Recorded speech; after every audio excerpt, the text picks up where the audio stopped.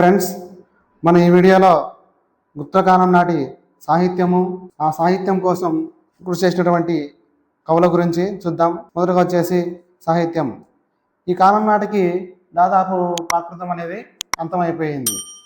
కాబట్టి ఈ కాలంలో రచనలన్నీ కూడా సంస్కృతంలోనే రాయబడ్డాయి. అందువల్ల దానివల్ల కారణం కూడా ఒకటి వచ్చేసి కారణం సంస్కృతం అనేది అధికార భాష అయింది. ఓకే, గుప్తకాలం నాటికి వచ్చేటప్పటికి ప్రాకృతం అంతమైపోయింది, సంస్కృతం అనేది అధికార భాష అయింది. అందువల్ల రచనలన్నీ కూడా సంస్కృతంలోనే రాయబడ్డాయి. గుప్తుల యొక్క కళా సంస్కృతుల రాజధానిగా ప్రసిద్ధి చెందింది. ప్రముఖ విద్యా కేంద్రంగా నలంద విశ్వవిద్యాలయము పేరుగాంచింది. బాగా గుర్తుపెట్టుకోవాలి ఫ్రెండ్స్, విశ్వవిద్యాలయము ఏ కాలంలో విద్యా కేంద్రంగా పేరుగాంచింది అనేది. ఓకే, అలాగే సాహిత్యము, కళలు, శాస్త్రాల అభివృద్ధి దృష్ట్యా గుప్తయుగాన్ని చరిత్రకారులు స్వర్ణయుగంగా కూడా అభివర్ణించారు. అలాగే ఈ యుగాన్ని చరిత్రల యుగంతో పోల్చారు. అందులో గ్రీకు చరిత్రలోని పెరికిస్ యుగంతోనూ, రోము చరిత్రలోని అగస్టస్ యుగంతోనూ, ఇంగ్లాండ్ చరిత్రలోని ఎలిజబెత్ యుగంతో మన గుప్తుల యుగాన్ని పోల్చారు.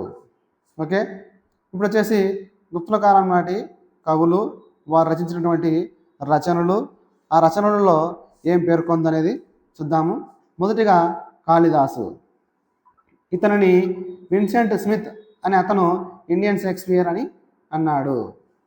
ఓకే, ఈ కాళిదాసు కావ్యాలు రాయడంలో కొత్త శైలిని ప్రవేశపెట్టాడు. సాహిత్యపరంగా కావ్యాలు రచించడం కాళిదాసు యొక్క పరాకాష్ఠకు చేరుకుంది. ఓకే, ఇతను రచించినటువంటి నాటకాలు, వీటిని నాటకత్రయం అని అంటారు. ఇందులో మొదటి వచ్చేసి అభిజ్ఞాన శాకుంతలం సంస్కృతంలో రచించాడు. ఇందులో శకుంతల, దుష్యంతుల ప్రేమకథ రాయబడి ఉంది. ఇది కాళిదాసు నాటకాలన్నింటిలో కూడా ప్రసిద్ధి చెందింది. ఇది మహాభారత కథ ఆధారంగా చిత్రీకరించబడింది. అలాగే దీనిని విలియం జోన్స్ అనే అతను ఆంగ్లంలోకి అనువదించాడు. నాటకాన్ని చదివి తట్టుకోలేక డ్యాన్స్ చేసినది గోదే, జర్మనీ. నెక్స్ట్ వచ్చేసి మాళవిక అగ్ని మిత్రం. ఇందులో మాళవిక, అగ్నిమిత్ర శృంగుల యొక్క ప్రేమకథ గురించి రాశాడు. అలాగే విక్రమోర్వ సీఎం, ఇది విక్రమాదిత్య ఉర్వశుల ప్రేమకథ. ఓకే, ఇది మనకు కాళిదాసు రచించినటువంటి నాటకత్రయం. అలాగే ఇతని యొక్క కావ్యాలు, ఇందులో మొదటిది మేఘదూత సందేశం. ఇది సంస్కృత సాహిత్యంలో మొదటి దూత కావ్యంగా ప్రసిద్ధి చెందింది. ఇందులో యక్షుల యొక్క నగరం హిమాలయాల్లో అలకనంద. యక్షుల యొక్క రాజైన కుబేరుడు ఒక యక్షుల్ని సంవత్సరం కాలం పాటు రాజ్యపాలన చేసి రామకొండలలో నివాసం ఉండాలని శిక్షిస్తాడు. ఈ యక్షుడు తన భార్యకు సందేశంను మేఘాల ద్వారా పంపిస్తాడు.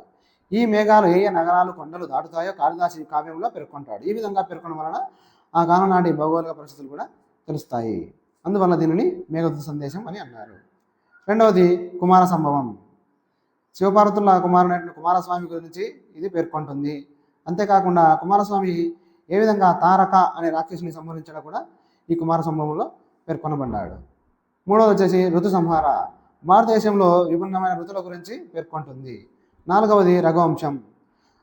రాముని వంశం గురించి ఈ కావ్యం పూర్తిగా పేర్కొనబడుతుంది. ఇది మనకు కాళిదాసు రచించినటువంటి నాటకాలు, అలాగే అతను రచించినటువంటి కావ్యాలు. ఓకే.